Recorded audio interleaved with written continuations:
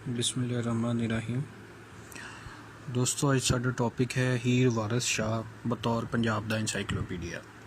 सब तो पहले इहदा तारुफ दसते हैं कि यह वारिस शाह ने 1766 लिखी सी, यानी 18वीं सदी विच। ते किसी भी शायर का जोड़ा कलाम हुंदा वा उहदी सही समझ लई जरूरी है कि उहदे जिहड़े उस टाइम के हालात ने, चाहे वह सियासी, मजहबी, मुआशी, माशरती, तमदनी हालात ने, उन्होंने भी पढ़िया तो समझा जाए, क्योंकि उन्होंने मुख रख के ही जोड़ा शायर आ उहदे तो मुतासर हो के ही फितरी तौर पर एहसासात नूं अपने दिल दे विच जमा करता है, तो उन्होंने एहसासां तो फुटण वाले जज्बियां नूं शायरी की सूरत दे विच या अपने लिटरेचर अदब की सूरत दे विच बयानदा है। यानी इन्हां सारियां चीज़ां दा उहदे कलाम ते बड़ा गूढ़ा असर हुंदा है। जे असी वारिस शाह की हीर उत्ते नज़र पाईए तो सानू उहदे विचों उस वेले दे पंजाब की हालत का हर पल शीशे तरह नज़र आता है। सैयद वारिस शाह की हीर एक लाजवाल रोमानी दास्तान ही नहीं है, सगों 18वीं सदी की सियासी, समाजी, अदबी, मजहबी, माशरती ते इलमी सूरत हाल की मूँह बोलती तस्वीर भी है। ਇਹਦੇ ਵਿੱਚ पूरा पंजाब ਜਿਉਂਦਾ जागदा ਸਾਹ ਲੈਂਦਾ नज़र आता है। पंजाब की हयाती का वह ਕਿਹੜਾ पक्ष है ਜਿਹੜਾ ਇਹਦੇ ਵਿੱਚ नहीं मिलता। जिंदगी की वह ਕਿਹੜੀ झलक है जिहड़ी हीर के मंजरनामे ते नमूदार नहीं हुंदी। ਜਦੋਂ ਅਸੀਂ ਹੀਰ ਵਾਰਿਸ शाह ਨੂੰ 18ਵੀਂ सदी की तारीख के हवाले नाल ਵੇਖਦੇ ਹਾਂ तो सानू पंजाब हर रंगां विच नज़र आता है। वारिस शाह पंजाब का अजीम ते लाफानी शायर है, तो उसकी लिखी हीर का शुमार दुनिया के वड्डे अदब या अदबियात ते आलिया विच हुंदा है। इस तो अलावा वारिस शाह की लिखी हीर नूं दीवाने पंजाब ते इंसाइक्लोपीडिया ऑफ पंजाब भी आख्या जाता है। हीर वारिस शाह नूं मिनीएचर ऑफ पंजाब कहना भी गलत नहीं होवेगा, क्योंकि वारिस शाह ने अपने पूरे अहद ते अहद की तारीख नूं अपने इस अनमुल्ले शाहकार विच हमेशा लई महफूज कर दिता है। सुबह साडी हैडिंग होएगी Heer encyclopedia of Punjab. Heer encyclopedia of Punjab. Encyclopedia अजिही तहरीर या किताब नूं कहंदे ने जिहदे विच किसी मुल्क या खास तहजीबो तमदन बारे हर तरह की जानकारी नूं अबजदी तरतीब नाल तहरीर करके महफूज किया गया हो, यानी क्रोनोलॉजिकल आर्डर विच लिखी गई होवे। वारिस शाह ने पंजाब की तहजीबो सकाफत ते तमदन नूं हर हवाले नाल हीर विच बयान करके हमेशा लई महफूज कर दिता है। हुसैन शाहद हीर वारिस शाह बारे आखदे ने कि रब ना करे जे कदे पंजाब अपनी हर शक्ल गवा देवे, पर हीर बच रवे तो हीर दी गोह बन के पंजाब दी हर शक्ल उस रूप विच उसारी जा सकती है जिहड़ा रूप पंजाब दा असल रूप है। इत्थों सानू पता चलता है कि हीर दे विच पंजाब दा पूरा एक नक्शा जिहड़ा वा दिता गया है। जे बेशक हीर एक अजिही पवित्र तखलीक है भी ये जदों तक जिंदा रहेगी उदों ताईं माँ बोली ते देश पंजाब अपनी पूरी आन बान ते शान नाल हसदा खेडदा जिंदा जागदा ते मौजां माणदा रहेगा। हीर वारिस शाह की तखलीक नूं अज तकरीबन 250 साल तो ज़्यादा का अरसा गुजर चुकिया है, पर इहदी शोहरत ते मशहूरी विच कोई फर्क नहीं आया। हुण साडी हैडिंग होएगी हीर वारिस शाह की बाकी किस्सियां विच उचेचता। वारिस शाह हीर का किस्सा लिखण वाला पहला शायर नहीं, हुण तक कई शायर एक किस्सा नज़म कर चुके हैं, पर वारिस शाह अपने मुनफरद अंदाज़े बयान पारों अज भी सब नालों नुमाया है। वारिस शाह तो पहला हीर का किस्सा लिखण वाले कुछ अहम शायरां दे नाम तमुदर दास खत्री, अहमद गुज्जर, चिराग अवान ते हाफिज शाहजहां मकबल ने, पर फिर भी वारिस शाह का ही किस्सा मशहूर होया। उस बाद साडी हैडिंग होएगी सियासी सूरत हाल। बेसिकली 18वीं सदी का जोड़ा जमाना है वो मुगलों ते मुसलमानों के जवाल का जमाना है, तो बाकी दीगर कुवतां के उभरण का जमाना है। सब तो पहला 1707 नूं औरंगजेब आलमगीर की वफात मगरों मुगलिया सल्तनत जवाल पजीर होना शुरू हो गई, तो दरबार सरकार विच भी रोले गोले शुरू हो गए। 18वीं सदी का जमाना पंजाब विच कई तबाहियां लैके आया। औरंगजेब आलमगीर की वफात मगरों जिहड़े उहदे जानशीन सन वो एडे अहल नहीं सन। नतीजतन महलाती साजिशां भी शुरू होईयां, मुसलमान आपस दे विच भी लड़ना शुरू होए जिहड़े हाकम सीगे शहजादे सन, तो इस तरह सिखां ते मरहटियां दा रूज भी वेखण नूं मिलदा है। तो दूजे पासे सानू जिहड़ा वा अंग्रेज़ां दीयां साजिशां भी नज़र आउंदियां ने, ते नाल नाल सानू बैरूनी हमलियां की सूरत विच नादिर शाह दुरानी ते अहमद शाह अब्दाली भी नज़र आउंदे ने। नादिर शाह दुरानी ते अहमद शाह अब्दाली ने मुल्की निज़ाम दरहम बरहम करके रख दिता। पंजाब का इलाका अहमद शाह अब्दाली के हमलियां, सिखां दीयां साजिशां ते मुसलमानां दीयां आपसी खाना जंगियां पारों मैदान जंग बन गया। ਮਸ਼ਰਤੀ ਇਕਤਸਾਦੀ ਸਿਆਸੀ ਤੇ ਅਖਲਾਕੀ ਕਦਰਾਂ ਜ਼ਵਾਲ ਪਜ਼ੀਰ ਹੋ ਗਈਆਂ। ਵਾਰਿਸ ਸ਼ਾਹ ਨੇ ਇਸ ਸਾਰੀ ਸੂਰਤ ਹਾਲ ਨੂੰ ਆਪਣੀ ਸ਼ਾਇਰੀ ਵਿੱਚ ਬੜੀ ਗੈਰ ਜਾਨਬਦਾਰੀ ਨਾਲ ਬਿਆਨ ਕੀਤਾ ਹੈ। ਉਹਨੇ ਸਿੱਖਾਂ ਦੀ ਫੌਜ ਨੂੰ ਕਟਕ ਪੰਜਾਬ, ਅਹਿਮਦ ਸ਼ਾਹ ਅਬਦਾਲੀ ਦੀ ਫੌਜ ਨੂੰ ਕਟਕ ਕੰਧਾਰ ਤੇ ਨਾਦਰ ਸ਼ਾਹ ਦੀ ਫੌਜ ਨੂੰ ਕਜ਼ਲਬਾਸ਼ ਜਲਾਦ ਕਹਿ ਕੇ ਸਿਆਸੀ ਹਾਲਾਤ ਦਾ ਖੂਬ ਨਕਸ਼ਾ ਖਿੱਚਿਆ ਹੈ। ਇਹਦੀਆਂ ਵੰਗੀਆਂ ਵੇਖੋ। ਕਟਕ ਪੰਜਾਬ ਬਾਰੇ ਆਖਦੇ ਨੇ, ਸੁਰਮਾ ਨੈਣਾ ਦੀ ਧਾਰ ਵਿੱਚ ਫੱਬ ਰਿਹਾ, ਚੜ੍ਹਿਆ ਹਿੰਦ ਤੇ ਕਟਕ ਪੰਜਾਬ ਦਾ ਜੀ। ਇਸੇ ਤਰ੍ਹਾਂ ਜਿਹੜਾ ਕਟਕ ਕੰਧਾਰ ਹੈ ਉਹਦੇ ਬਾਰੇ 'ਚ ਆਖਦੇ ਨੇ, ਯਾਨੀ ਕਟਕ ਕੰਧਾਰ ਤੋਂ ਮੁਰਾਦ ਹੈ ਅਹਿਮਦ ਸ਼ਾਹ ਅਬਦਾਲੀ ਦੀ ਫੌਜ ਬਾਰੇ ਆਖਦੇ ਨੇ, ਫਿਰੇ ਛਣਕਦੀ ਚਾਓ ਦੇ ਨਾਲ ਜੱਟੀ, ਚੜ੍ਹਿਆ ਗਜ਼ਬ ਦਾ ਕਟਕ ਕੰਧਾਰ ਵਿੱਚੋਂ। ਅਤੇ ਉਸ ਤੋਂ ਬਾਅਦ ਕਿਜ਼ਲਬਾਸ਼ ਜਲਾਦ ਦੀ ਗੱਲ ਕਰਦਿਆਂ ਹੋਇਆਂ ਕਹਿੰਦੇ ਨੇ, ਯਾਨੀ ਕਿਜ਼ਲਬਾਸ਼ ਜਲਾਦ ਤੋਂ ਮੁਰਾਦ ਉਹਨਾਂ ਲਈ ਹੈ ਨਾਦਰ ਸ਼ਾਹ ਦੀ ਗੱਲ ਕਰਦਿਆਂ ਕਹਿੰਦੇ ਨੇ, ਕਿਜ਼ਲਬਾਸ਼ ਜਲਾਦ ਅਸਵਾਰ ਖੂਨੀ ਨਿਕਲ ਦੌੜਿਆ ਉਰਦ ਬਾਜ਼ਾਰ ਵਿੱਚੋਂ। ਇੰਝ ਜਦੋਂ ਸਿੱਖਾਂ ਦੀ ਸਰਦਾਰੀ ਕਾਇਮ ਹੋਈ ਤੇ ਇੱਜ਼ਤਦਾਰ ਜ਼ਲੀਲ ਹੋ ਗਏ, ਚੋਰ ਚੱਕੇ ਚੌਧਰੀ ਤੇ ਗੁੰਡੀ ਰਨ ਪ੍ਰਧਾਨ ਵਾਲੀ ਕਹਾਵਤ ਹਕੀਕਤ ਦਾ ਰੂਪ ਧਾਰ ਗਈ। ਤੇ ਉਹਦੇ ਬਾਰੇ ਲਿਖਦੇ ਨੇ, ਪਿਆ ਮੁਲਕ ਦੇ ਵਿੱਚ ਹੈ ਬੜਾ ਰੌਲਾ, ਹਰ ਕਿਸੇ ਦੇ ਹੱਥ ਤਲਵਾਰ ਹੋਈ, ਜਦੋਂ ਦੇਸ ਤੇ ਜੱਟ ਸਰਦਾਰ ਆਹੇ, ਘਰੋ ਘਰੀ ਜਾਂ ਨਵੀਂ ਸਰਕਾਰ ਹੋਈ। ਵਾਰਿਸ ਸ਼ਾਹ ਦਾ ਦੌਰ ਮੁਹੰਮਦ ਸ਼ਾਹ ਰੰਗੀਲਾ ਤੋਂ ਸ਼ੁਰੂ ਹੋ ਕੇ ਅਹਿਮਦ ਸ਼ਾਹ ਅਬਦਾਲੀ ਦੇ ਹਮਲਿਆਂ ਤੀਕਰ ਦਾ ਵੇਲਾ ਹੈ। ਵਾਰਿਸ ਸ਼ਾਹ ਨੇ ਸਾਰੀ ਬਦਹਾਲੀ ਆਪਣੀ ਅੱਖੀਂ ਡਿੱਠੀ, ਇਸ ਲਈ ਉਹਨਾਂ ਹੀਰ ਵਿੱਚ ਆਪਣੇ ਵੇਲੇ ਦੀ ਸਿਆਸੀ ਹਾਲਤ ਨੂੰ ਵਾਜ਼ੇ ਤੌਰ 'ਤੇ ਨਜ਼ਮਾਇਆ। ਵੰਗੀ ਵੇਖੋ, ਕਾਂ ਬਾਗ ਦੇ ਵਿੱਚ ਕਲੂਲ ਕਰਦੇ, ਕੂੜਾ ਫੋਲਣੇ ਦੇ ਉੱਤੇ ਮੋਰ ਕੀਤੇ। ਯਾਨੀ ਇਹ ਤੋਂ ਮੁਰਾਦ ਇਹ ਆ ਕਿ ਕਾਂ ਜਿਹੜੇ ਉਹ ਕੂੜਾ ਆਮ ਤੌਰ 'ਤੇ ਫੋਲਦੇ ਹੁੰਦੇ ਨੇ, ਉੱਥੇ ਹੁਣ ਮੋਰ ਕੰਮ ਕਰਦੇ ਪਏ ਨੇ, ਜਦਕਿ ਬਾਗਾਂ ਵਿੱਚ ਕਲੂਲ ਕਰਨਾ ਜਿਹੜਾ ਉਹ ਮੋਰਾਂ ਦਾ ਕੰਮ ਸੀ, ਉੱਥੇ ਹੁਣ ਕਾਂ ਜਿਹੜੇ ਉਹਨਾਂ ਨੇ ਆ ਕੇ ਮੱਲ ਮਾਰ ਲਈ ਹੈ। ਇੱਕ ਤਰ੍ਹਾਂ ਕਹਿ ਲਓ ਕਿ ਸਿੱਖਾਂ, ਮਰਹੱਟਿਆਂ ਅਤੇ ਬਾਕੀਆਂ ਨੂੰ ਜਿਹੜਾ ਵਾ ਇਹਦੇ ਵਿੱਚ ਉਹਨਾਂ ਦੀ ਨਿੰਦਿਆ ਕੀਤੀ ਗਈ ਹੈ ਅਤੇ ਮੁਸਲਮਾਨਾਂ ਦੀ ਜਿਹੜੀ ਆ ਬਦਹਾਲੀ ਦਾ ਜ਼ਿਕਰ ਕੀਤਾ ਗਿਆ ਹੈ। ਵਾਰਿਸ ਸ਼ਾਹ ਨੂੰ ਪੰਜਾਬ ਦੀ ਖਸਤਾ ਹਾਲੀ ਵਿੱਚੋਂ ਕਸੂਰ ਦਾ ਬਹੁਤਾ ਦੁੱਖ ਹੈ, ਜਿੱਥੋਂ ਉਹਨਾਂ ਇਲਮ ਦਾ ਚਾਨਣ ਪਾਇਆ ਸੀ। ਵਾਰਿਸ ਸ਼ਾਹ ਕਸੂਰ 'ਚੋਂ ਤਾਲੀਮ ਹਾਸਲ ਫਰਮਾਈ ਸਨ। ਬੁੱਲੇ ਸ਼ਾਹ ਤੇ ਵਾਰਿਸ ਸ਼ਾਹ ਦਾ ਉਸਤਾਦ ਇੱਕ ਹੀ ਸੀ। ਸਾਰੇ ਮੁਲਕ ਖਰਾਬ, ਪੰਜਾਬ ਵਿੱਚੋਂ ਸਾਨੂੰ ਵੱਡਾ ਅਫਸੋਸ ਕਸੂਰ ਦਾ ਹੈ। ਇੰਜੀ 1717 ਵਿੱਚ ਫਰਖ ਸੈਰ ਨੇ ਈਸਟ ਇੰਡੀਆ ਕੰਪਨੀ ਨਾਲ ਸਮਝੌਤਾ ਕਰਕੇ ਫਰੰਗੀਆਂ ਨਾਲ ਰਲ ਕੇ ਸਿਹਤ ਦਾ ਜਾਮ ਪੀਤਾ, ਜਿਹੜਾ ਫਰਖ ਸੈਰ ਦੀ ਮੌਤ ਤੇ ਫਰੰਗੀਆਂ ਦੇ ਇਕਤਦਾਰ ਦਾ ਮੌਜਬ ਬਣਿਆ ਤੇ ਫਰੰਗੀ ਸਿਆਸਤ ਦੇ ਬਾਗ ਵੜ ਕੇ ਇਕਤਦਾਰ ਦਾ ਇਹ ਖੂਹ 1947 ਤਾਈਂ ਗੇੜਦੇ ਰਹੇ ਨੇ। ਇਹਦੇ ਬਾਰੇ 'ਚ ਵਾਰਿਸ ਸ਼ਾਹ ਫਰਮਾਉਂਦੇ ਨੇ, ਵਾਰਿਸ ਸ਼ਾਹ ਫਰੰਗੀ ਦੇ ਬਾਗ ਵੜ ਕੇ ਉਸ ਕਲਾ ਦੇ ਖੂਹ ਨੂੰ ਗੇੜਿਆ ਸੂ। ਇੰਜ ਵਾਰਿਸ ਸ਼ਾਹ ਦੇ ਕਲਾਮ ਵਿੱਚ ਸਾਨੂੰ ਉਸ 18ਵੀਂ ਸਦੀ ਦੇ ਪੰਜਾਬ ਦੀ ਸਿਆਸੀ ਸੂਰਤ ਹਾਲ ਜਿਹੜੀ ਆ ਉਗੜਵੀਂ ਨਜ਼ਰ ਆਉਂਦੀ ਹੈ। ਉਸ ਤੋਂ ਬਾਅਦ ਸਾਡੀ ਹੈਡਿੰਗ ਹੋਏਗੀ ਇਲਮੀ ਤੇ ਅਦਬੀ ਸੂਰਤ ਹਾਲ। ਵਾਰਿਸ ਸ਼ਾਹ ਦੱਸਦੇ ਨੇ ਵੀ ਇਸਲਾਮੀ ਤਾਲੀਮ ਦਾ ਰਿਵਾਜ ਔਰੰਗਜ਼ੇਬ ਦੇ ਜ਼ਮਾਨੇ ਵਿੱਚ ਹੀ ਹੋ ਗਿਆ ਸੀ। ਇਸ ਵੇਲੇ ਮੁਲਕ ਦੀ ਸਰਕਾਰੀ ਜ਼ਬਾਨ ਫਾਰਸੀ ਸੀ, ਇਸ ਲਈ ਮਦਰਸਿਆਂ ਤੇ ਘਰਾਂ ਵਿੱਚ ਮਰਾਜਨਾਮੇ, ਹੁਲੀਆ ਸ਼ਰੀਫ ਤੇ ਪੱਕੀਆਂ ਰੋਟੀਆਂ ਵਰਗੀਆਂ ਕਿਤਾਬਾਂ ਤੇ ਇਸਲਾਮੀ ਜੰਗਨਾਮੇ ਪੜ੍ਹੇ ਤੇ ਸੁਣੇ ਜਾਂਦੇ ਸਨ।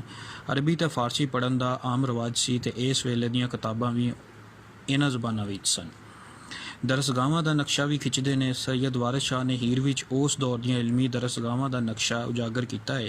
ਇਸੇ ਤਰ੍ਹਾਂ ਤਾਲੀਮ ਤੇ ਕਿਤਾਬਾਂ ਦੀ ਦੱਸ ਵੀ ਪਾਉਂਦੇ ਨੇ। ਵਾਰਿਸ ਸ਼ਾਹ ਨੇ ਇਹਨਾਂ ਦਰਸਗਾਹਾਂ ਵਿੱਚ ਪੜ੍ਹਾਈ ਜਾਣ ਵਾਲੀਆਂ ਕਿਤਾਬਾਂ ਦੀ ਇੱਕ ਲੰਮੀ ਤਫਸੀਲ ਦਿੱਤੀ ਹੈ, ਜਿਨ੍ਹਾਂ ਵਿੱਚ ਅਰਬੀ ਕਿਤਾਬਾਂ ਦਾ ਬਿਆਨ ਵੀ ਕੀਤਾ ਹੈ ਤੇ ਫਾਰਸੀ ਕਿਤਾਬਾਂ ਦੀ ਦੱਸ ਵੀ ਪਾਈ ਹੈ।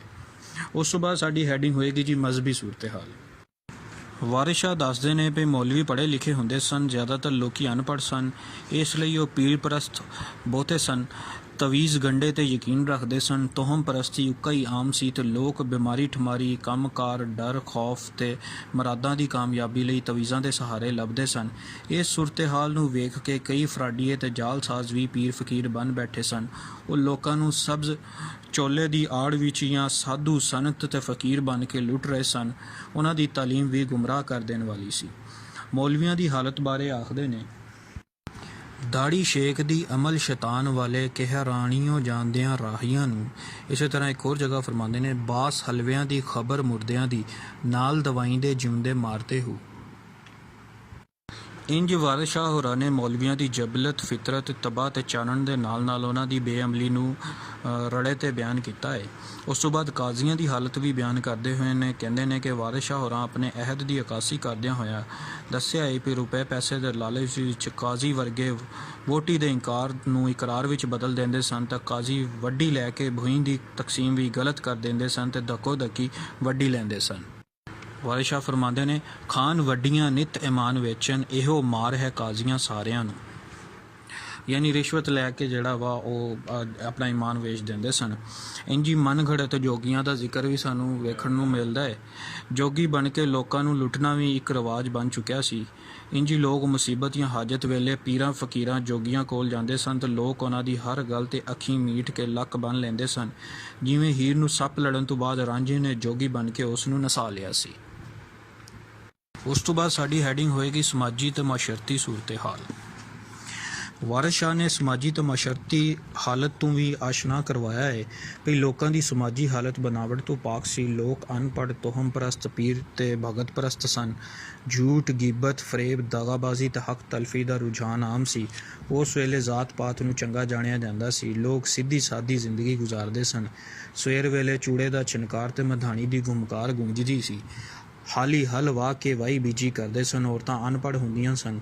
विआह शादी माँ प्यो की मर्जी मुताबक होंदी सी। रज्जे पुज्जे घरां दीयां धीआं हीर वांगू बागां विच सैर करन जांदियां सन ते पींघां झूटदियां सन। हिंदू ते मुसलमान एक दूजे दे बहुत नेड़े सन। रांझे दा गुरु बालनाथ दा चेला बनना इस गल दा सबूत है। परदे का रिवाज घट सी। रस्मां ते रिवाजां नूं अहमियत दित्ती जांदी सी। हीर दे विआह दीयां झलकियां मंगणी तो लैके डोली चढ़न ताईं अज दे दौर की हर रस्म नूं ज़ाहिर करदियां ने। ਇਹਦੇ ਵਿੱਚ ਅਸੀਂ ਮੁਖਤਲਿਫ ਸਮਾਜੀ ਤੇ ਮਾਸ਼ਰਤੀ ਮੁਹਾਂਦਰੇ ਵੇਖਦੇ ਨੇ। ਸਭ ਤੋਂ ਪਹਿਲਾਂ ਰਿਸ਼ਵਤ ਦੀ ਗੱਲ ਕਰੀਏ ਤਾਂ ਵਾਰਿਸ ਸ਼ਾਹ ਨੇ ਰਿਸ਼ਵਤ ਖੋਰੀ ਤੇ ਵੀ ਸੱਟ ਲਾਈ ਹੈ ਤੇ ਦੱਸਿਆ ਹੈ ਕਿ ਇਨਸਾਫ ਕਿਵੇਂ ਜ਼ਰਦੀ ਤਕੜੀ ਵਿੱਚ ਤੁਲ ਜਾਂਦਾ ਹੈ। ਅਦਾਲਤੀ ਨਿਜ਼ਾਮ ਤੇ ਪੰਜਾਂ ਦੀ ਹਾਲਤ ਕਿੰਨੀ ਵਿਗੜ ਚੁੱਕੀ ਹੈ, ਯਾਨੀ ਪੰਚਾਇਤਾਂ ਦੀ ਹਾਲਤ। ਵਾਰਿਸ ਸ਼ਾਹ ਨੇ ਇਹਨਾਂ ਗੈਰ ਅਖਲਾਕੀ ਪਹਿਲੂਆਂ ਵੱਲ ਵੀ ਇਸ਼ਾਰੇ ਕੀਤੇ ਨੇ, ਜਿਵੇਂ ਭੂਮੀ ਦੀ ਤਕਸੀਮ ਵੇਲੇ ਰਿਸ਼ਵਤ ਦੇ ਕੇ ਚੰਗੀ ਭੂਮੀ ਰਾਂਝੇ ਦੇ ਭਰਾਵਾਂ ਆਪਣੇ ਨਾਂ ਲਵਾ ਲਈ ਸੀ। ਉਹਨਾਂ ਰਿਸ਼ਵਤ ਦੇ ਕੇ ਰਾਂਝੇ ਦੇ 7 ਭਰਾ ਸਨ, 8ਵਾਂ ਰਾਂਝਾ ਸੀ। ਉਹਨਾਂ ਰਿਸ਼ਵਤ ਦੇ ਕੇ ਜਿਹੜੀ ਚੰਗੀ ਜ਼ਮੀਨ ਸੀ ਉਹ ਆਪਣੇ ਨਾਂ ਲਵਾ ਲਈ ਤੇ ਜਿਹੜੀ ਬੰਜਰ ਜ਼ਮੀਨ ਸੀ ਉਹ ਰਾਂਝੇ ਦੇ ਨਾਲ ਲਵਾਤੀ। ਇਹਦੀ ਇਸ ਵਾਕਿਆ ਦੀ ਦੱਸ ਵਾਰਿਸ ਸ਼ਾਹ ਇੰਜ ਪਾਉਂਦੇ ਨੇ। ਹਜ਼ਰਤ ਕਾਜ਼ੀ ਨੇ 5 ਸਦਾ ਸਾਰੇ ਭਾਈਆਂ ਜ਼ਮੀਨ ਨੂੰ ਕੱਛ ਪਵਾਇਆ ਹੈ। ਵੱਡੀ ਦੇ ਕੇ ਭੂਈ ਦੇ ਬਣੇ ਵਾਰਿਸ ਬੰਜਰ ਜ਼ਮੀਨ ਰੰਜੇਠੇ ਨੂੰ ਆਇਆ ਹੈ। ਮਾਸ਼ਰੇ ਦਾ ਅਹਿਮ ਫਰਦ ਤੇ ਕਰਦਾਰ ਕਾਜ਼ੀ ਮੁਨਸਫ ਦੇ ਫਰਾਇਜ਼ ਅੰਜਾਮ ਦਿੰਦਾ ਸੀ ਤੇ ਨਕਾਹ ਵੀ ਪੜ੍ਹਾਉਂਦਾ ਸੀ। ਵਾਰਿਸ ਸ਼ਾਹ ਦੇ ਅਹਿਦ ਦਾ ਕਾਜ਼ੀ ਕਿਸ ਕਰਦਾਰ ਦਾ ਮਾਲਕ ਸੀ, ਉਹਦੀ ਵੰਗੀ ਵੇਖੋ। ਖਾਵਨ ਵੱਡੀਆਂ ਨਿਤ ਅਮਾਨ ਵੇਚਣ, ਇਹੋ ਮਾਰ ਹੈ ਕਾਜ਼ੀਆਂ ਸਾਰਿਆਂ ਨੂੰ, ਯਾਨੀ ਵੱਡੀਆਂ ਲੈ ਕੇ ਰਿਸ਼ਵਤ ਲੈ ਕੇ ਆਪਣਾ ਈਮਾਨ ਵੇਚ ਦਿੰਦੇ ਸਨ। ਉਸ ਤੋਂ ਬਾਅਦ ਵਾਰਿਸ ਸ਼ਾਹ ਨੇ ਬਿਮਾਰ ਜ਼ਹਿਨ ਵਾਲੇ ਨਫਸਿਆਤੀ ਕਰਦਾਰਾਂ ਬਾਰੇ ਵੀ ਜਿਹੜਾ ਸਾਨੂੰ ਰੋਸ਼ਨੀ ਪਾਈ ਹੈ। ਇਹ ਹਰ ਮਾਸ਼ਰੇ ਵਿੱਚ ਮੌਜੂਦ ਹੁੰਦੇ ਨੇ ਬਿਮਾਰ ਜ਼ਹਿਨ ਵਾਲੇ ਨਫਸਿਆਤੀ ਕਰਦਾਰ। ਵਾਰਿਸ ਸ਼ਾਹ ਨੇ ਕੈਦੋ ਦੇ ਕਰਦਾਰ ਰਾਹੀਂ ਉਹਨਾਂ ਦੀ ਬੜੀ ਖੂਬਸੂਰਤ ਨੁਮਾਇੰਦਗੀ ਕੀਤੀ ਹੈ। ਵੰਗੀ ਵੇਖੋ, ਵਾਰਿਸ ਸ਼ਾਹ ਮੀਆਂ ਵੇਖੋ ਟੰਗ ਲੂੰਗੀ ਸ਼ੈਤਾਨ ਦੀ ਕਲਾ ਜਗਾਉਂਦੀ ਹੈ। ਇਸੇ ਤਰ੍ਹਾਂ ਔਰਤਾਂ ਦਾ ਮਕਰੋ ਫਰੇਬ ਵੀ ਸਾਹਮਣੇ ਲਿਆਂਦਾ ਹੈ। ਔਰਤਾਂ ਦੇ ਮਕਰੋ ਫਰੇਬ ਤੇ ਅਯਾਰੀ ਨੂੰ ਉਘੇੜਨ ਲਈ ਸੈਤੀ ਦਾ ਐਸਾ ਕਮਾਲ ਤੇ ਲਾਜ਼ਵਾਲ ਕਰਦਾਰ ਤਖਲੀਕ ਕੀਤਾ ਹੈ, ਜਿਹਦੇ ਤੋਂ ਸ਼ੈਤਾਨ ਤੇ ਉਹਦੇ ਚੇਲੇ ਵੀ ਪਨਾਹ ਮੰਗਦੇ ਨੇ। ਫਰਮਾਉਂਦੇ ਨੇ, ਸ਼ੈਤਾਨ ਸ਼ਤੁੰਗੜੇ ਹੱਥ ਜੋੜਨ, ਸੈਤੀ ਗੁਰੂ ਤੇ ਅਸੀਂ ਜੋਗੇਲੀਆਂ ਨਹੀਂ। ਲੋਭ ਲਾਲਚ ਦਾ ਜ਼ਿਕਰ। ਪੱਤਨ ਤੇ ਬੈਠਾ ਲੁੱਡਣ ਮਲਾ ਕਿਵੇਂ ਲੋਕਾਂ ਦਾ ਇਸਤਸਾਲ ਕਰਦਾ ਹੈ, ਵਾਰਿਸ ਸ਼ਾਹ ਨੇ ਖੂਬ ਬਿਆਨ ਕੀਤਾ ਹੈ। ਤਾਂ ਪਤਾ ਚੱਲਦਾ ਹੈ ਕਿ 18ਵੀਂ ਸਦੀ ਦੇ ਪੰਜਾਬ ਦੇ ਲੋਕਾਂ ਵਿੱਚ ਖੁਦਗਰਜ਼ੀ, ਲੋਭ ਲਾਲਚ ਤੇ ਮੁਫਾਦ ਪ੍ਰਸਤੀ ਕਿਸ ਹੱਦ ਤੱਕ ਸੀ। ਲੁੱਡਣ ਮਲਾ ਪੈਸੇ ਦਾ ਪੁੱਤਰ ਹੈ, ਉਹਨੂੰ ਕਿਸੇ ਦੇ ਜਜ਼ਬਾਤ ਵਾਸਤਿਆਂ ਤੇ ਤਰਲਿਆਂ ਮਿੰਤਾਂ ਦੀ ਕੋਈ ਪਰਵਾਹ ਨਹੀਂ। ਇਹ ਬੇਸਿਕਲੀ ਵਾਰਿਸ ਸ਼ਾਹ ਨੇ ਇੱਥੇ ਉਹ ਕਿੱਸਾ ਬਿਆਨਿਆ ਹੈ ਕਿ ਜਦੋਂ ਰਾਂਝਾ ਆਪਣਾ ਪਿੰਡ ਛੱਡ ਕੇ ਹੀਰ ਦੇ ਪਿੰਡ ਸਿਆਲਾਂ ਵੱਲ ਟੁਰ ਪੈਂਦਾ ਹੈ, ਜੰਗ ਵੱਲ, ਅਤੇ ਰਸਤੇ ਵਿੱਚ ਚਨਾਹ ਦੇ ਕਿਨਾਰੇ 'ਤੇ ਪੱਤਨ 'ਤੇ ਉਹ ਲੁੱਡਣ ਮਲਾਹ ਨੂੰ ਕਹਿੰਦਾ ਹੈ ਕਿ ਮੈਨੂੰ ਬੇੜੀ 'ਤੇ ਬਿਠਾ ਕੇ ਪਾਰ ਕਰਾ ਦੇ, ਅਤੇ ਉਹ ਇਨਕਾਰ ਕਰ ਦਿੰਦਾ ਹੈ, ਪੈਸੇ ਮੰਗਦਾ ਹੈ। ਕਹਿੰਦਾ ਜੇ ਪੈਸੇ ਨਹੀਂ ਦੇਂਗਾ ਤਾਂ ਮੈਂ ਤੈਨੂੰ ਕਦੀ ਵੀ ਲੈ ਕੇ ਨਹੀਂ ਜਾਵਾਂਗਾ। ਇਹਨੂੰ ਵਾਰਿਸ ਸ਼ਾਹ ਨੇ ਇੰਝ ਜਿਹੜਾ ਨਜ਼ਮਾਇਆ ਹੈ। ਪੈਸਾ ਖੋਲ ਕੇ ਹੱਥ ਜੇ ਧਰੇ ਮੇਰੇ, ਗੋਦੀ ਚਾਈ ਕੇ ਪਾਰ ਉਤਾਰਨਾ ਹਾਂ, ਅਤੇ ਢੀਕੀਆਂ ਮੁਫਤ ਜੇ ਕੰਨ ਖਾਏ, ਚਾਹ ਬੇੜੀਆਂ ਜ਼ਮੀਨ 'ਤੇ ਮਾਰਨਾ ਹੈ। ਇਸ ਤਰ੍ਹਾਂ ਲੁੱਡਣ ਮਲਾਹ ਦਾ ਜਿਹੜਾ ਲੋਭ ਲਾਲਚ ਹੈ ਉਹਦਾ ਜ਼ਿਕਰ ਉਸ ਕਰਦਾਰ ਦੇ ਰਾਹੀਂ ਮਾਸ਼ਰੇ ਦਾ ਲੋਭ ਲਾਲਚ ਜਿਹੜਾ ਵਾ ਉਹ ਸਾਹਮਣੇ ਲਿਆਂਦਾ ਹੈ। ਉਸ ਤੋਂ ਬਾਅਦ ਝੂਠ ਦੀ ਨੰਦੀਆ ਅਤੇ ਸਮਾਜੀ ਬਦਹਾਲੀ ਦਾ ਜ਼ਿਕਰ ਵੀ ਵੇਖਣ ਨੂੰ ਮਿਲਦਾ ਹੈ। ਵਾਰਿਸ ਸ਼ਾਹ ਨੇ ਸਿਆਸੀ ਬਦਹਾਲੀ ਵਾਂਗੂ ਸਮਾਜੀ ਬਦਹਾਲੀ ਦਾ ਵੀ ਖੁੱਲ੍ਹ ਕੇ ਇਜ਼ਹਾਰ ਕੀਤਾ ਹੈ। ਉਸ ਵੇਲੇ ਝੂਠ ਦਾ ਬਾਜ਼ਾਰ ਗਰਮ ਸੀ, ਸੱਚੀ ਗੱਲ ਦਾ ਕੋਈ ਪੈਰੋਕਾਰ ਨਹੀਂ ਸੀ, ਸ਼ਰੀਫ ਲੋਕਾਂ ਦੀ ਇੱਜ਼ਤ ਦਾ ਕੋਈ ਮੁੱਲ ਨਹੀਂ ਸੀ, ਅਤੇ ਭੈੜੇ ਹਰ ਥਾਂ ਚੌਧਰੀ ਸਨ। ਵੰਗੀ ਵੇਖੋ, ਜਹਾਲ ਫਾਸਕ ਹੁਣ ਜੱਗ ਨੂੰ ਮੱਤ ਦਿੰਦੇ, ਦਾਨਿਸ਼ਮੰਦ ਦੀ ਮੱਤ ਖਵਾਰ ਹੋਈ, ਹੱਕ ਸੱਚ ਦੀ ਗੱਲ ਨਾ ਕਰੇ ਕੋਈ, ਝੂਠ ਬੋਲਣਾ ਰਸਮ ਸੰਸਾਰ ਹੋਈ। ਉਸ ਤੋਂ ਬਾਅਦ ਸਾਨੂੰ ਪੰਜਾਬੀ ਸਮਾਜ ਦੀ ਅਣਖ ਵੀ ਨਜ਼ਰ ਆਉਂਦੀ ਹੈ। ਵਾਰਿਸ ਸ਼ਾਹ ਹੋਰਾਂ ਨੇ ਆਪਣੇ ਕਲਾਮ ਵਿੱਚ ਸੱਚਾਈ ਨੂੰ ਹਰ ਥਾਂ ਗੱਜਦਾ ਵਿਖਾਇਆ ਹੈ। ਉਹਨਾਂ ਪੰਜਾਬੀ ਸਮਾਜ ਦੀ ਅਣਖ ਨੂੰ ਹੀਰ ਦੇ ਭਰਾ ਸੁਲਤਾਨ ਦੇ ਮੂੰਹੋਂ ਇੰਝ ਨੁਮਾਇਆ ਕੀਤਾ ਹੈ। ਵਾਰਿਸ ਸ਼ਾਹ ਜਿਹੜੀ ਧੀ ਬੁਰੀ ਹੋਵੇ ਦਈਏ ਰੋੜ ਸਮੁੰਦਰੋਂ ਪਾਰ ਅੰਮਾ। ਸੁਲਤਾਨ ਆਪਣੀ ਮਾਂ ਨੂੰ ਜਾ ਕੇ ਸ਼ਿਕਾਇਤ ਲਾਉਂਦਾ ਹੈ ਹੀਰ ਦਾ ਕਿ ਇਹਨੂੰ ਡੱਕ ਦੇ, ਨਹੀਂ ਤਾਂ ਮੈਂ ਇਹਨੂੰ ਮਾਰ ਛੱਡਾਂਗਾ, ਇਹਨੂੰ ਰੋੜ ਦੇਵਾਂਗਾ। ਅਤੇ ਇੱਕ ਤਰ੍ਹਾਂ ਦਾ ਜਿਹੜਾ ਸਾਡਾ ਸਮਾਜ, ਪੰਜਾਬ ਦਾ ਸਮਾਜ ਹੈ, ਉਹਦੀ ਇਹਦੇ ਵਿੱਚ ਸਾਨੂੰ ਤਸਵੀਰ ਉਲੇਖਦੀ ਨਜ਼ਰ ਆਉਂਦੀ ਹੈ। ਉਸ ਤੋਂ ਬਾਅਦ ਸਾਡੀ ਹੈਡਿੰਗ ਹੋਏਗੀ ਔਰਤਾਂ ਦੇ ਹਕੂਕ ਦੀ ਨੁਮਾਇੰਦਗੀ। ਵਾਰਿਸ ਸ਼ਾਹ ਦੀ ਹੀਰ ਵਿੱਚ ਹੀਰ ਦੇ ਕਿਰਦਾਰ ਨੂੰ ਜੇ ਪੰਜਾਬ ਦੀਆਂ ਮੁਟਿਆਰਾਂ ਤੇ ਸਵਾਣੀਆਂ ਦਾ ਇਸਤਾਰਾ ਸਮਝਦਿਆਂ ਹੋਇਆਂ ਉਸ ਸਮੇਂ ਦੀਆਂ ਔਰਤਾਂ ਦੇ ਹੱਕਾਂ ਦੀ ਗੱਲਬਾਤ ਤੇ ਆਵਾਜ਼ ਆਖਿਆ ਜਾਵੇ ਤਾਂ ਗਲਤ ਨਹੀਂ ਹੋਵੇਗਾ। ਹੀਰ ਦੀ ਜ਼ਬਰਦਸਤੀ ਦੀ ਸ਼ਾਦੀ ਤੇ ਇhtਜਾਜ ਤੋਂ ਪਤਾ ਲੱਗਦਾ ਹੈ ਕਿ ਖਾਨਦਾਨੀ ਸਟੇਟਸ ਤੇ ਜਾਇਦਾਦਾਂ ਵਿਰਾਸਤਾਂ ਦੀ ਸਾਂਭ ਸੰਭਾਲ ਪਾਲੂ ਕੁੜੀਆਂ ਦੀ ਮਰਜ਼ੀ ਦੇ ਖਿਲਾਫ ਉਹਨਾਂ ਨੂੰ ਵਿਆਹ ਦਿੱਤਾ ਜਾਂਦਾ ਸੀ। ਹਾਲਾਂਕਿ ਨਿਕਾਹ ਲਈ ਕੁੜੀ ਤੇ ਮੁੰਡੇ ਦੀ ਰਜ਼ਾਮੰਦੀ ਦਾ ਦਰਸ ਇਸਲਾਮ ਵਿੱਚ ਵੀ ਮੌਜੂਦ ਹੈ। ਹੀਰ ਦਾ ਕਿਰਦਾਰ ਅਸਲ ਵਿੱਚ ਉਸੇ ਨਿਜ਼ਾਮ ਦੇ ਖਿਲਾਫ ਬਗਾਵਤ ਦੀ ਆਵਾਜ਼ ਹੈ। ਲਿਹਾਜ਼ਾ ਹੀਰ ਦੇ ਕਿਰਦਾਰ ਨੂੰ ਜੇ ਆਜ਼ਾਦੀ ਨੁਸਵਾਂ ਤੇ ਹਕੂਕੇ ਨੁਸਵਾਂ ਦੀ ਆਵਾਜ਼ ਕਹਿ ਲਿਆ ਜਾਵੇ ਤਾਂ ਗਲਤ ਨਹੀਂ ਹੋਵੇਗਾ। ਹੀਰ ਆਪਣੇ ਹੱਕਾਂ ਲਈ ਕਿਵੇਂ ਲੜਦੀ ਹੈ, ਉਹਦੀ ਬੇਬਾਕੀ ਤੇ ਸਾਬਤ ਕਦਮੀ ਲਈ ਵੰਗੀ ਵੇਖੋ। ਵਾਰਿਸ ਸ਼ਾਹ ਨਾ ਮੂੜਾਂ ਰੰਜੀਟੜੇ ਤੂੰ, ਭਾਵੇਂ ਬਾਪ ਦੇ ਬਾਪ ਦਾ ਬਾਪ ਆਵੇ। ਯਾਨੀ ਹੀਰ ਆਖਦੀ ਹੈ ਕਿ ਮੈਂ ਰਾਂਝੇ ਨੂੰ ਨਹੀਂ ਛੱਡ ਸਕਦੀ, ਭਾਵੇਂ ਮੇਰੇ ਪਿਓ ਦਾ ਪਿਓ ਤੇ ਉਹਦਾ ਪਿਓ ਵੀ ਆ ਜਾਵੇ, ਜਿਹੜਾ ਮਰਜ਼ੀ ਆ ਜਾਵੇ। ਯਾਨੀ ਉਸ ਤੋਂ ਬਾਅਦ ਅਖਲਾਕੀ ਕਦਰਾਂ ਦਾ ਸਵਾਲ ਸਾਡੀ ਹੈਡਿੰਗ ਹੋਏਗੀ ਜੀ। ਸਿਆਸੀ ਤੇ ਮਾਸ਼ਰਤੀ ਹਾਲਾਤ ਦੀ ਅਬਤਰੀ ਦੇ ਨਾਲ ਨਾਲ 18ਵੀਂ ਸਦੀ ਦਾ ਪੰਜਾਬ ਅਖਲਾਕੀ ਹਵਾਲੇ ਨਾਲ ਵੀ ਜ਼ਵਾਲ ਪਜ਼ੀਰ ਹੋ ਚੁੱਕਿਆ ਸੀ। ਵਾਰਿਸ ਸ਼ਾਹ ਨੇ ਮਾਸ਼ਰੇ ਵਿੱਚ ਅਖਲਾਕੀ ਜ਼ਵਾਲ ਨੂੰ ਮਹਿਸੂਸ ਕਰਦਿਆਂ ਹੋਇਆਂ ਉਹਨਾਂ ਜ਼ਵਾਲ ਪਜ਼ੀਰ ਕਦਰਾਂ ਨੂੰ ਫਿਰ ਤੋਂ ਜ਼ਿੰਦਾ ਕਰਨ ਦਾ ਆਹਰ ਕੀਤਾ ਹੈ। ਵਾਰਿਸ ਸ਼ਾਹ ਅਖਲਾਕੀਆਤ ਦਾ ਮੁਬੱਲਗ ਹੈ। ਉਹਦੀ ਹੀਰ ਵਿੱਚ ਥਾਂ ਥਾਈਂ ਆਲਾ ਅਖਲਾਕੀ ਗੱਲਾਂ ਤੇ ਤਾਲੀਮਾਤ ਦਾ ਜ਼ਿਕਰ ਮਿਲਦਾ ਹੈ।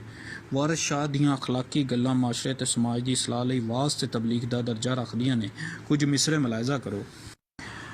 ਵਾਰਿਸ ਸ਼ਾਹ ਉਹ ਸਦਾ ਹੀ ਜਿਉਂਦੇ ਨੇ ਜਿਨ੍ਹਾਂ ਕੀਤੀਆਂ ਨੇਕ ਕਮਾਈਆਂ ਨੇ।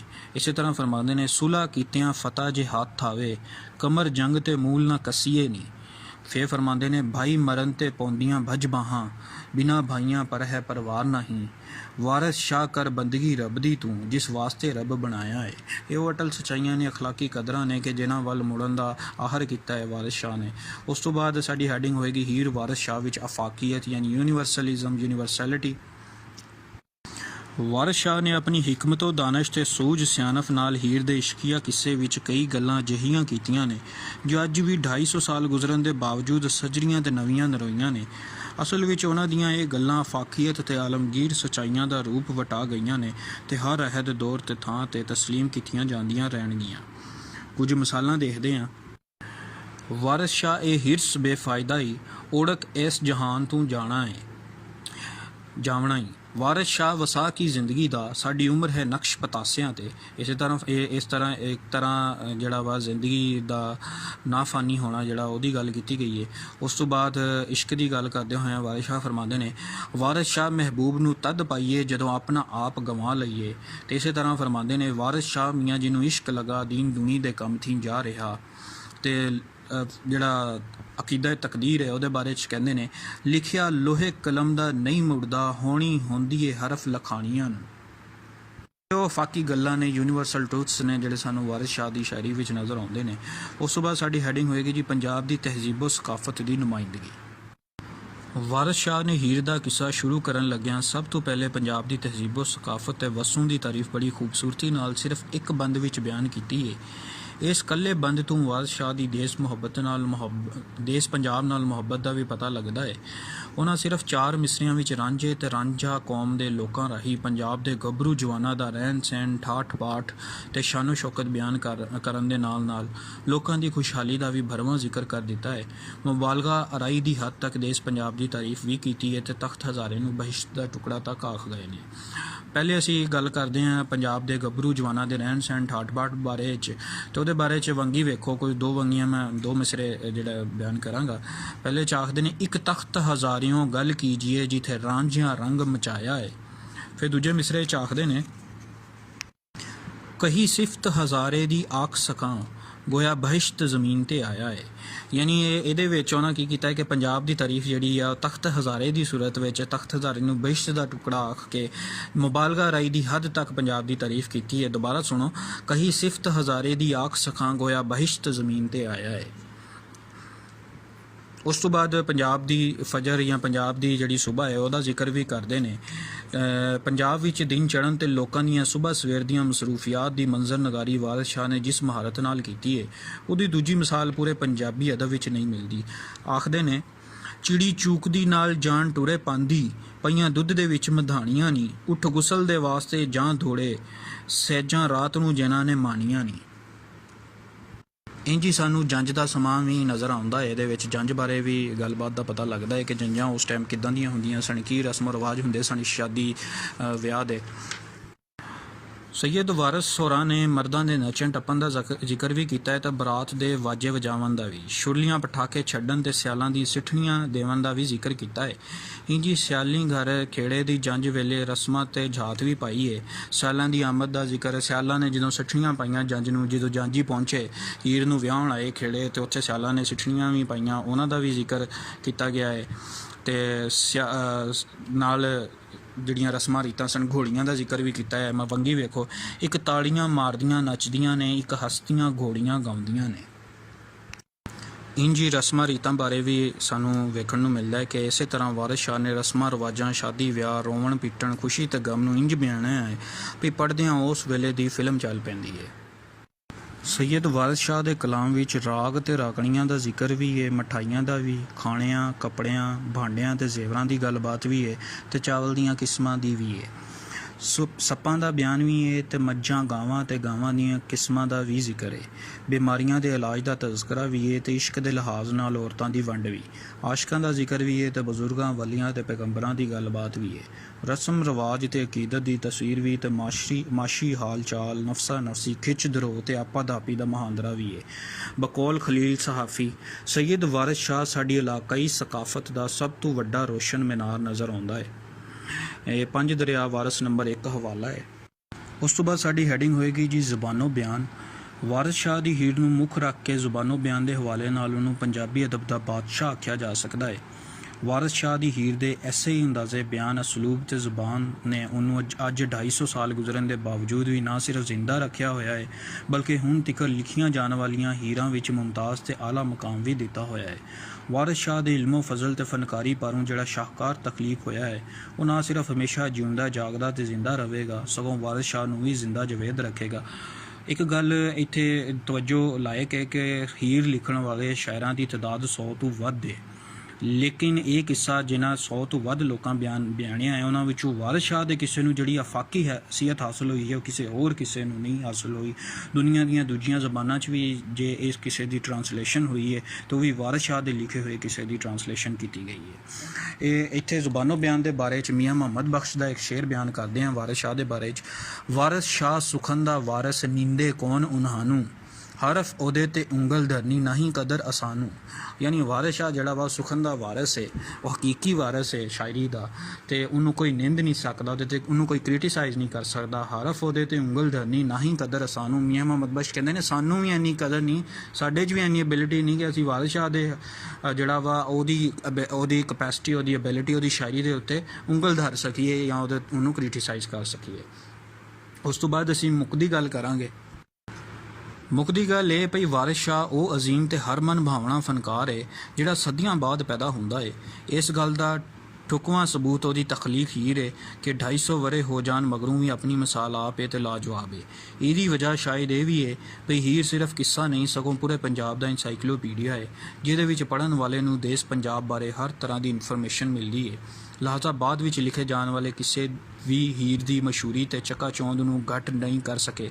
ਵਾਰਿਸ ਦੀ ਵਡਿਆਈ ਹੈ ਵੀ ਆਪਣਿਆਂ ਤੋਂ ਅੱਡ ਗੈਰ ਜ਼ੁਬਾਨ ਵਾਲਿਆਂ ਵੀ ਉਹਨੂੰ ਖਰਾਜੇ ਤਹਿਸੀਨ ਪੇਸ਼ ਕੀਤਾ ਹੈ।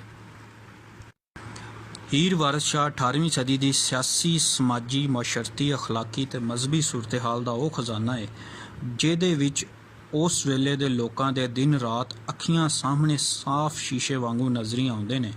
ਇਸ ਲਈ ਅਸੀਂ ਹੀਰ ਵਾਰਿਸ ਸ਼ਾਹ ਨੂੰ ਪੰਜਾਬ ਦਾ ਦੀਵਾਨ ਜਾਂ ਪੰਜਾਬ ਦਾ ਇਨਸਾਈਕਲੋਪੀਡੀਆ ਆਖਦੇ ਹਾਂ ਤੇ ਇਹੋ ਵਜ੍ਹਾ ਹੈ ਵੀ ਅੱਜ ਦੇ ਖੋਜਕਾਰ ਕਰਪਾਲ ਸਿੰਘ ਕੇਲ ਨੇ ਇਸ ਕਿਤਾਬ ਨੂੰ ਮਹਾਕੋਸ਼ ਜਾਂ ਪੰਜਾਬੀ ਦਾ ਇਨਸਾਈਕਲੋਪੀਡੀਆ ਆਖਿਆ ਹੈ। ਬਕੌਲ ਡਾਕਟਰ ਅਬਦੁਲ ਸਲਾਮ ਖੁਰਸ਼ੀਦ, ਹੀਰ 18ਵੀਂ ਸਦੀ ਈਸਵੀ ਦੇ ਪੰਜਾਬ ਦੀ ਸਿਆਸੀ, ਸਮਾਜੀ ਤੇ ਮਜ਼ਹਬੀ ਹਾਲਤ ਦਾ ਮਰੱਕਾ ਹੈ।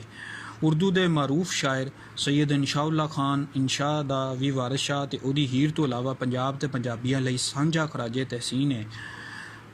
उन्होंने शेर लिखा है, कहानी एक सुनाई जो ही रांझे की तो अहले दर्द को पंजाबियों ने लूट लिया। सैयद इंशाउल्लाह खान इंशा। ओके, अस्सलाम वालेकुम।